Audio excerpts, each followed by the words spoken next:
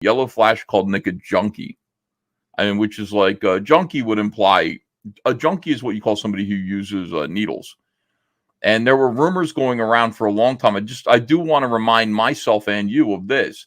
You know, when it comes to Nick, there were rumors that he was a needle user and that he had track marks in his arms. And, I said, well, if there are track marks in Nick's arms, he's on film a lot. You know what I mean? Like, he's on film all the time. You'd be able to see the same way if there were hickeys on my neck and I was like out there cheating.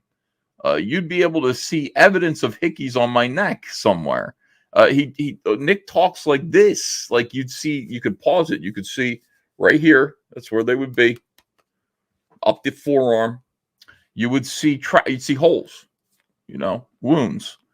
And somebody did pause it and there looked like a couple of like mosquito bites.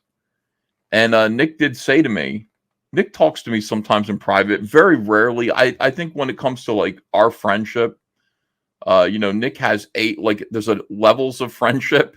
Nick has A+ level friends, and then there are B level friends, and I'm a C level friend. He will talk to me. He'll send me messages. He wants to interact with me, but I've never met him. We don't talk very much. I've been on his show maybe 8 times. He's been on my show dozens of times, especially back in the early Comicsgate days. But he did say to me, he says, Ethan, I'm a picker. I'm somebody who I get scabs and I pick them. I'll scratch them and pick them off. And that's what those are. He said, Ethan, I'm not a needle drug user. And just the way he said that, I knew he was telling the truth. And people will just be like, he's a liar. It's like, you can tell like lies from the truth. You could just kind of tell, like when somebody says, Ethan, like, I am not a needle drug user. That's not what I do. I might be guilty of this other stuff, but I am not a needle drug user. Well, okay. All right. That makes sense to me. That's fine.